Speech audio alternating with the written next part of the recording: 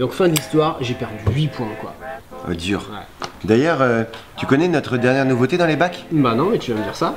La nouvelle bombe de Camaro. On m'appelle comment? Bon, tu sais, ce type de rap français, très peu pour moi. Hein. Ah, du rap, du rap. Tu me connais. Je te parle de vraie musique.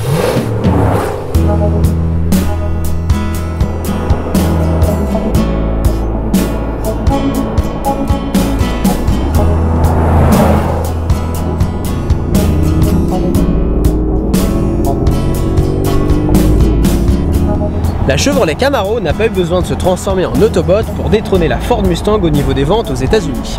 Aujourd'hui, la belle américaine débarque enfin de manière officielle en France avec la sortie de la version cabriolet et le moins que l'on puisse dire, c'est qu'elle a quelques arguments à faire valoir.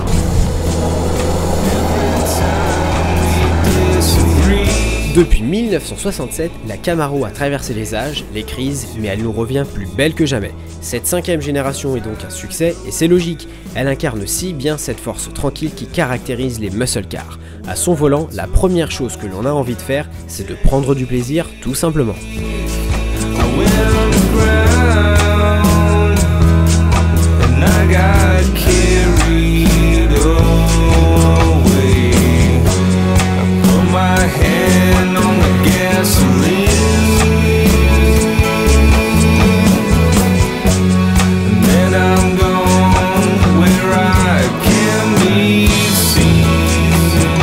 Extérieurement, la ligne moderne est inimitable. On perd un petit peu le côté ultra agressif du coupé, mais l'identité visuelle est intacte. Sa belle gueule retourne les têtes des passants avec une facilité déconcertante. Amateurs de discrétion, passez votre chemin. A l'intérieur, Chevrolet a encore cherché à se démarquer avec un poste de conduite très axé sur le conducteur, manomètre, petit volant, siège confortable, le nécessaire est là. Sous le capot de la SS, on trouve le V8 6 litres 2 dégonflé à 400 chevaux. Mais tentons d'en savoir un peu plus avec le premier importateur français de cette Camaro cabriolet, Madness US. Alors Gabriel, est-ce que cette Camaro cabriolet va conquérir l'Europe? Écoute, Lionel, elle a déjà débarqué en Normandie, c'est plutôt bon signe pour une américaine. Certes. Je pense qu'elle pourra trouver son public.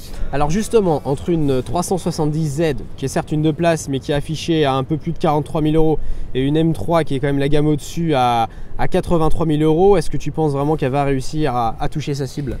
Écoute, elle se situe au niveau tarifaire entre ces deux voitures, puisque cette Camaro cabriolet version SS, la plus puissante, coûte 68 000 €. On est quand même sur un produit vraiment différent, qui sort des normes, avec une ligne bodybuildée, un vrai moteur. Je suis persuadé qu'elle peut faire son trou dans cette gamme européenne et japonaise. Ok, bah écoute, moi pour être tout à fait honnête avec toi, je me suis pas complètement fait mon idée sur le sujet. Tu permets? Bon vent! En route!